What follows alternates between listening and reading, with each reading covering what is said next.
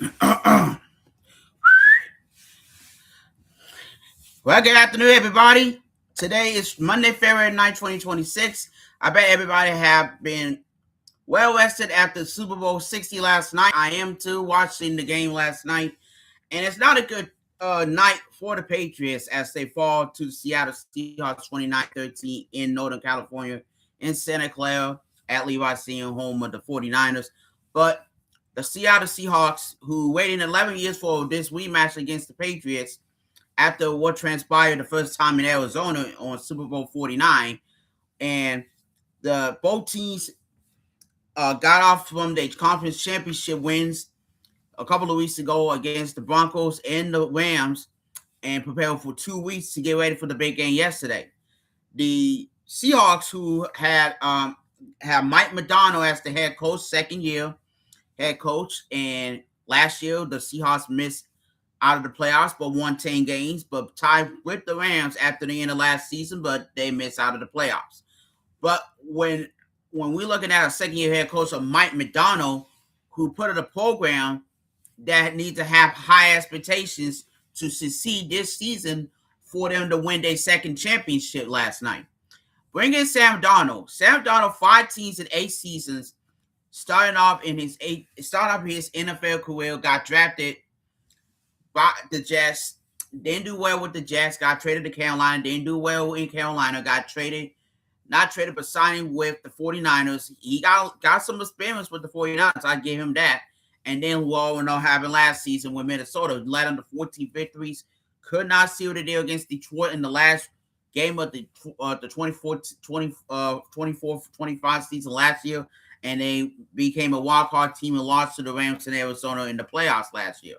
But when he signed with Seattle, I knew for a fact that another quarterback can bring the absolute best out of the Seahawks this season, and I see it. And for Sam Darnold, even though he turned over the ball 20 times throughout the regular season, but was all forgiven because the playoffs starting the new season.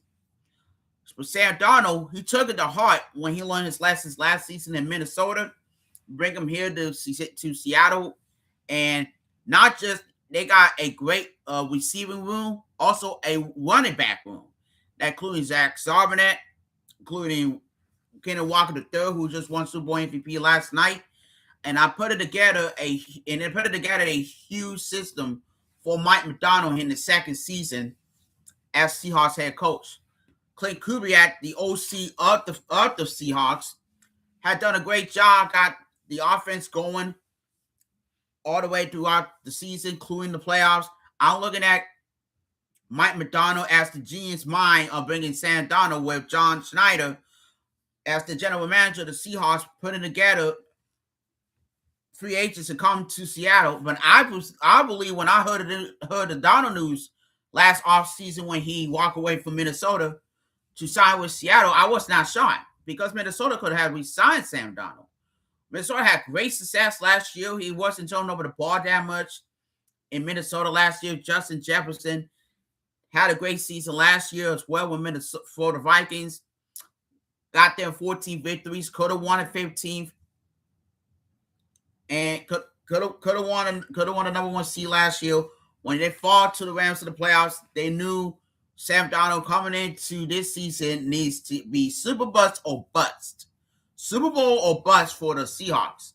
When it comes to Week 18 against the 49ers on the road, they won that ball game, and they think Sam Darnold thinking to himself, it's either number 1 seed in a bye or a wild card team. He didn't want to hear all of that anymore.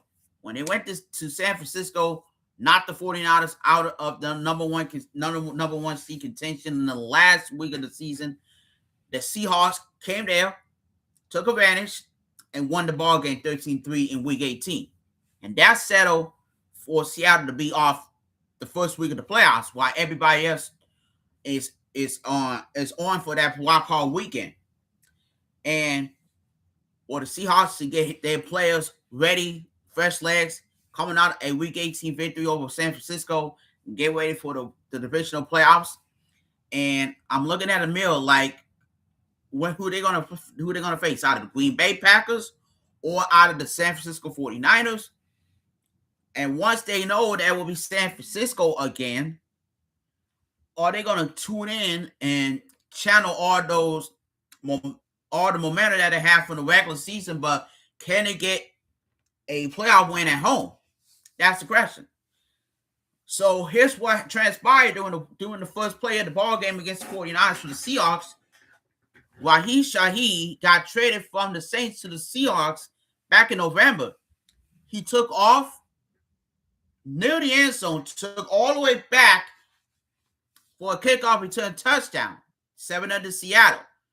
And that's all you need, right? The defense went off. Sam Darnold went off. Kenneth Walker III went off.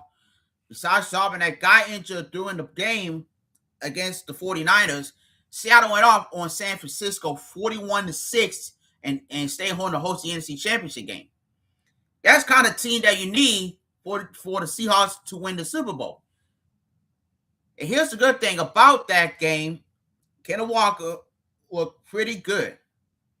And what I meant about that is because speed, the speed, the power, but also the running game for both Zarvanek and Walker got them both where they are in this season for the Seahawks to be in the position that they are today. When we heard the news about Zach Zarvanek got into that torn ACL in the game against Seattle, he was done for the rest of the playoffs. But that's not stopping Seattle opportunities, right? Coming the following week, the Los Angeles Rams. They had 2 close games this season. Both teams won one in their home field. And when they knocked the Rams off for number 1 seed contention in Week 16 versus the Seahawks, Sam Darnold and the Seahawks came right back winning that game on Thursday Night Football, putting up hell of a numbers in that ball game. And then when they're trailing in that game, they used 3 2-point conversions to come back and beat the Rams to have the top spot in the NFC until they locked that top spot in the NFC Week 18 against San Francisco. It was a great game, and when Matt Stafford throw the ball to Puka Nacua, that was the last play in the NFC title game that resulted in a victory by the Seahawks and got them to the Super Bowl. And once they won the NFC Championship, the Seahawks are mentally prepared to bring the city second in Super Bowl in 2 weeks' time on February 8th. So we get to the big game in a minute. Let's recap this Patriots season. Mike Vrabel, 4-13 last year for the Patriots, come out of the box and coming back to the Patriots as a head coach, not a player, but a head coach. And right out of the gate, they lost their first game to the Raiders.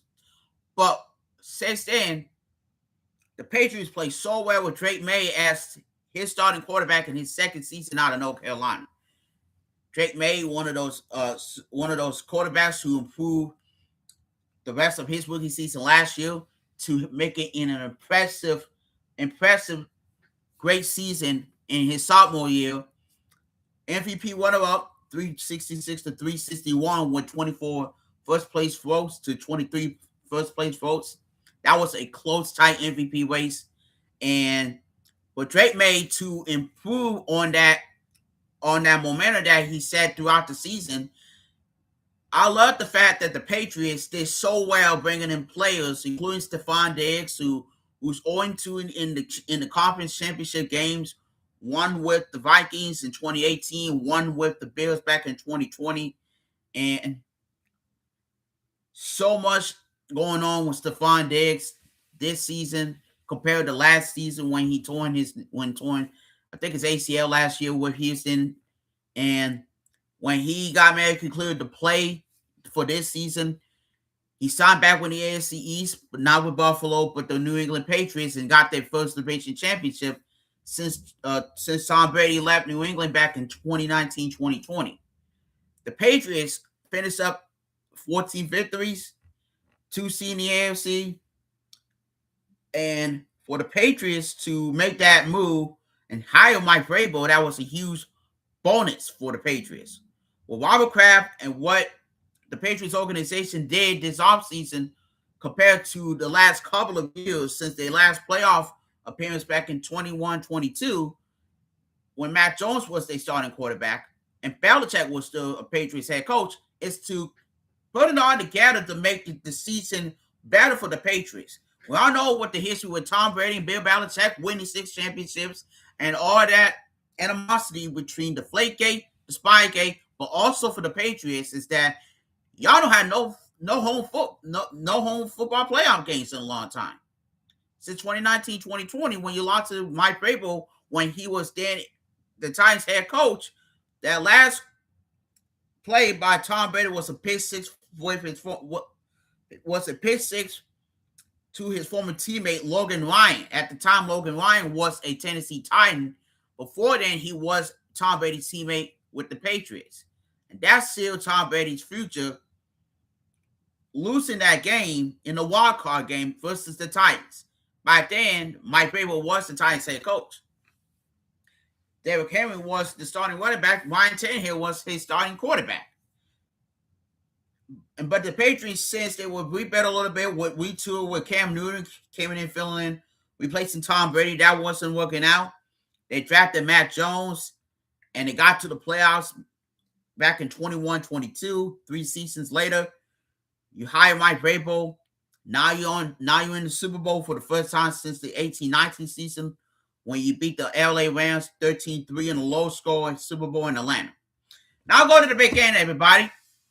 This is the matchup you've been waiting for since Tom Brady and Bill Belichick came back to beat the Seahawks when Russell Wilson and Pete Carroll was there in 2015 in Arizona. This is not Arizona. This is Santa Clara, California for the 6th Super Bowl. We don't know what came about 10 years ago when we had the 50th edition when Denver and Carolina played. Cam Newton versus Peyton Manning. Manning's last game in the NFL won his 2nd ring with the Broncos. And since that time, Cam Newton's not in the NFL. Peyton Manning's a Hall of Famer. But in my mind, the Super Bowl is coming back to Santa Clara, and that's what's going to happen. But before I tell you about the game, in the beginning of the season, we had 5, 6, 7 contending teams willing to go to the Super Bowl. The Chiefs is one of the teams who made it last year versus Philadelphia, who won it against Kansas City last year, but also San Francisco. Also, I mentioned about Kansas City and Philadelphia, San Francisco, Buffalo, Baltimore, Denver, because now they got Bo Nix, Cincinnati, because of Joe Burrow, but also another sleeper team that I also wanted to say right now, compare what I got in the beginning of the season, was the Los Angeles Rams, where Matt Stafford has questions of his health throughout training camp, throughout the preseason, of his back. Are he going to start the season on IR? None of that happens. He threw 47 touchdowns. He won his first MVP season back in a couple of days ago in the NFL Honors. I love the way when Matt Stafford was saying in his Texas speech, he coming back to the Rams.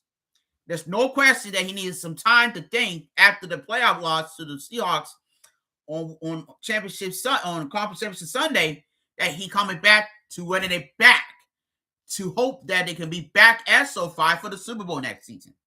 I'll be surprised next year the Rams and Chargers both face each other out for the Lombardi Trophy next year at SoFi, because they both play in the same stadium. So let's not get ahead of ourselves for next season. So we'll dive right back into it later on down the road. Let's talk about the game, shall we? 60th edition in Santa Clara, San Francisco, California. Seahawks the 1 seed in the NFC. The Patriots the 2 seed in the NFC. Drake May in his 2nd season out of North Carolina. While Sam Darnold, this is his 8th season, 8 years. This is his first Super Bowl. For Seattle, there were no turnovers for the Seahawks all night. Sam Darnold didn't do that much, right?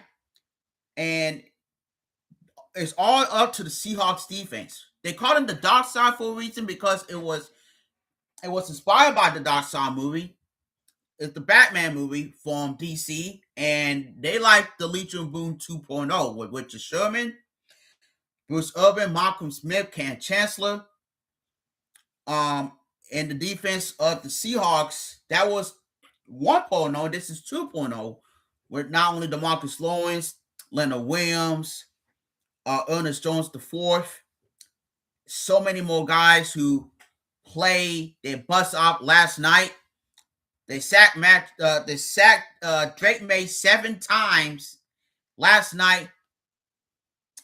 Drake May turned over the ball 3 times. 2 were interceptions, one pick six last night. And I tell you what, and I give credit where credit is due for the Seahawks. I thought they were a close-knit team last night, but throughout the season they were a close-knit team. But what I say throughout the season for the Seahawks, I watched those games and compare both the Legion Boom 1.0 to the Legion Boom 2.0, or the dark side, I like to call it, in Seattle. But I also put it the mildly that one of the reasons why the Seahawks are now the Super Bowl champions for the second time in 11 years is to where that offense have a huge firepower, but not just Kenneth Walker, but Jackson Smith Njigba. If you do not know about him, a former Buckeye, got drafted by the Seahawks. He won the Offensive Player of the Year, racking up double-digit touchdowns. He had 10, over 1,000 receiving yards, over 120 catches. That brother right there showed no mercy what's come down to the biggest games of his career so far in the NFL. Kenneth Walker, we all know about Kenneth Walker when he was in Michigan State. They drafted him back in the 22 draft by the Seahawks. I love the fact that Kenneth Walker done a great job limiting the fumbles, the turnovers this season, in the playoffs, in the postseason this year. In my mind, that was great work by Kenneth Walker, because not just the running game, but also the catching game, the passing game as well. He getting into those situations that Sam Darnold going to pass him the ball and he's going to take off. Just like using his legs, he's going to take off running, but more speed, more accuracy. But I put it this way for the Seahawks, as a close unit that Mike McDonald set the example of, is to make sure that all plays by the Seahawks defense has to be incredible, dang gone hard. I meant for the fact that the Seahawks, who are the number 1 defensive team in the league, giving up only 17.5 points per game, number 1 in the NFL in that category. I don't want to be anybody's offense right now. If you go up there to Seattle got the largest crowd in the league, besides Arrowhead Stadium. But Lumen Field, that's a hard place to play, a hard place to win for a visiting team. You see, for New England and Seattle, last night was in the neutral site. This is not Foxborough, and this is not Seattle. But hear me with it. Hear me real quick. Seattle coming into this year's Super Bowl, this is the 4th time made it to the big game as the number 1 seed. The 4th time as a 1 seed. We know what happened back in 2006 when they lost to Ben Roethlisberger, Heinz Ward, Jerome Bettis, and the Steelers in Detroit. We know what happened in 2013-14 when they blown out Peyton Manning and the Denver Broncos. With Russell Wilson, Pete Carroll was there in Seattle. That was in 48.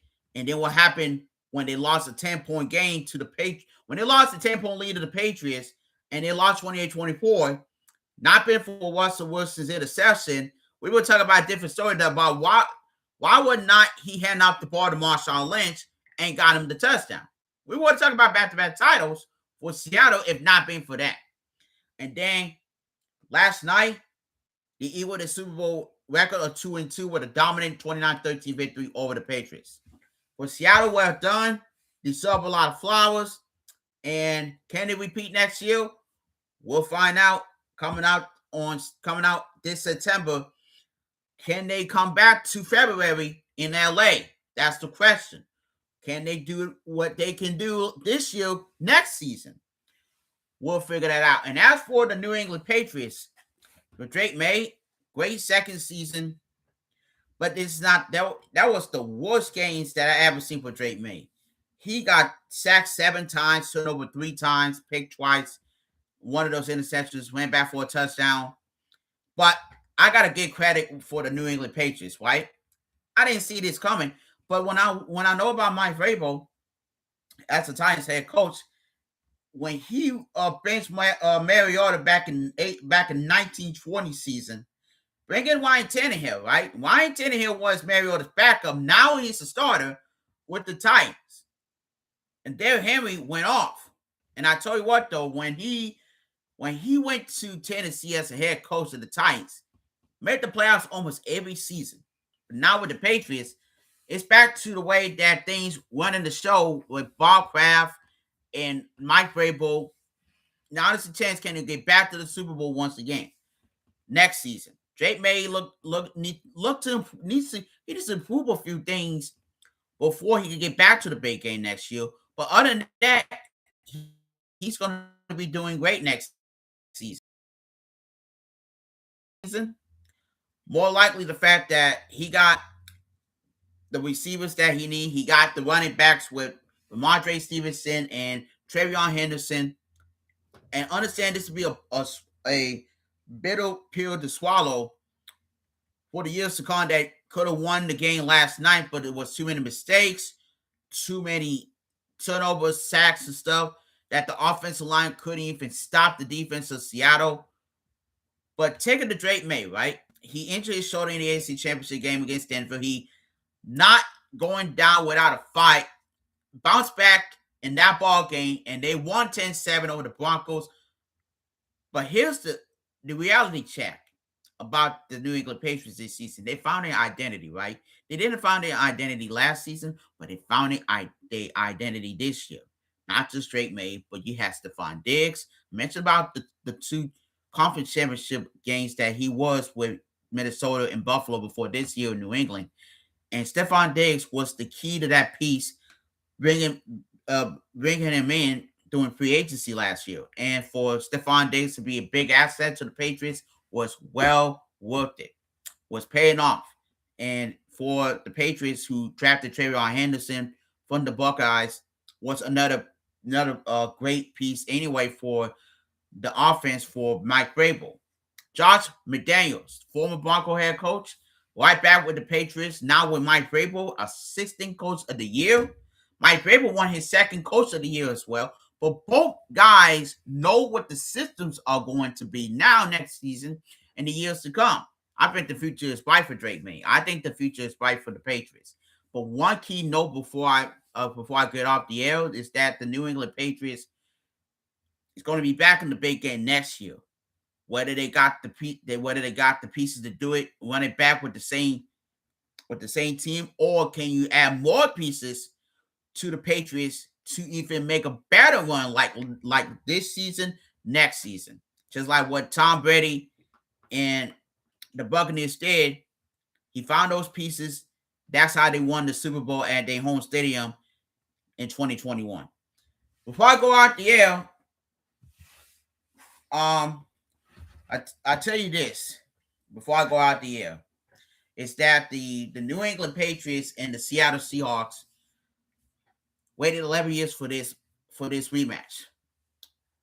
And take lightly the matter of fact, we had the NFL Honors on Thursday. Before then, everybody was talking about Bill Belichick, Robert Kraft did not get into the Hall of Fame. I'm not going to call the Hall of Fame out on my show. I'm not going to do that. But I wanted to give my opinion about this. That was weak. That understand both guys did not reach the threshold of getting enough votes to be inducted to the Football Hall of Fame. That was weak to snub both guys. Both of them won championships. This could come back to haunt Gronkowski, or Tom Brady, they're both going to be making to the Pro Football Hall of Fame because of Spygate and Deflategate. And what I noticed about that the Hall of Fame committee is that they're going to take extra measures to prevent something like that from happening again. But it's happening every year. But what Belichick and crapped on over 2.5 decades or whatever is win championships. And the Patriots won 6 championships when Belichick and Brady was there. Understand you have to deflate and the Spygate could hump back and not elect them both to the Hall of Fame. That's just nonsense, right? Nonsense. But at the end of the day, the 5 guys who made it to the Hall of Fame are well deserved. Drew Brees, Adam Vinatieri, Luke Kuechly, Larry Fitzgerald, Roger Craig. All five played in the big game before in the Super Bowl. I don't know much about Roger Craig that much, but even though he's I think a former San Francisco 49er, but I know 4 of the 5 who made it to the Super Bowl in their careers. Drew Brees with the Saints with Sean Payton, Luke Kuechly with Cam Newton, Carolina with Ron Rivera, Adam Vinatieri. I think 2 different teams he went to the Super Bowl with and won championships with the Patriots with Tom Brady and with the coach with Peyton Manning. And then Larry Fitzgerald went to his first and only Super Bowl with Kurt Warner in Arizona. And four of those 5 I watched them on TV over the years when they was in the NFL, they took different paths to get to the Super Bowl and win that championship. We all know about Drew Brees and the Saints and the bounty hunter scandal in New Orleans. And then what transpired with Luke Kuechly, Carolina 15-1 in the 15-16 season, got MVP by Cam Newton. And then for a fact, Adam Vinatieri, one of the best kickers ever in the NFL besides Phil Dawson. Vinatieri, when he was with New England, he won championships with Brady. When he's with Indianapolis, he won another one with Peyton Manning and Jeff Saturday. Oh, excuse me. But at the end of the day, and let's not forget about Larry Fitzgerald too. A long time Arizona Cardinal with Kurt Warner, and they were also close to win their first Super Bowl together in Arizona. They lost a heartbreaker to the San Antonio Holmes touchdown in Super Bowl 43. And Arizona had not been back in that game since. And to me, that was heartbroken that they had a late lead almost into the end of the game in Tampa when they had a chance to not let the Steelers offense score the winning score.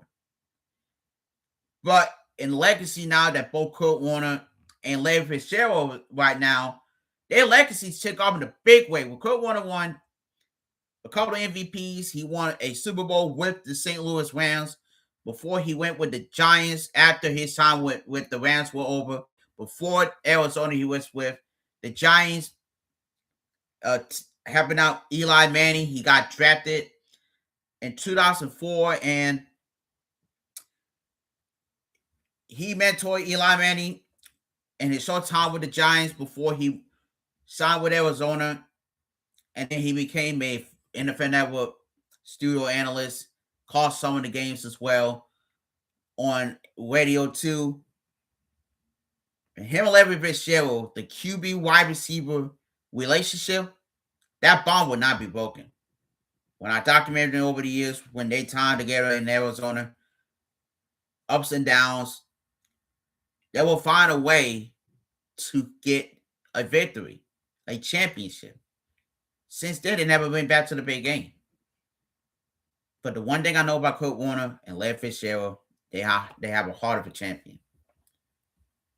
And for all 5 of these men who well deserve to become a member of the 26th Hall of Fame, the class of 26, is well paid off. That's gonna do it for the Super Bowl edition of the Henry H. Jr. Sports Wrap-Up Show. This has been a hell of a 2025-26 NFL season. All 32 teams start off in September, down to the final two. Last night, Patriots and Seahawks, and the Seahawks took it all the way to the next level. Won the Super Bowl last night, 29-13, and took down the number 2 seed in the AFC, the New England Patriots. Well done, Seattle. Super Bowl next year, Valentine's Day 2027 in LA at SoFi Stadium. Hopefully, we'll get the two LA teams in the big game at home, or will be a sleeper team or two to get into the big game. Oh, by the way, on Saturday, I want to give a early happy anniversary message to my sister-in-law, Tisha, and her husband, Alex. And their anniversary is coming up this weekend. And I wanted to say happy anniversary, happy early anniversary to both Tisha and Alex. I love you both. And I hope you guys have a great anniversary weekend on Valentine's Day. May God bless you both. That's the end of the episode. I'm Henry H. Jr. signing off. What a great 2025-26 NFL season. Thanks to everybody who watched the games this season, including the Super Bowl as well. I will be back on YouTube sooner rather than later. I don't know. I might pop up because of the NBA season still on. I might do some more wrap-up shows for the NBA season as well, talking about NBA news, notes, or whatever, and possibly I will be doing some pre-game shows as well for the NBA playoffs as well in April. So y'all stay tuned. A lot more to come of my YouTube channel. I'm here with A Junior signing off.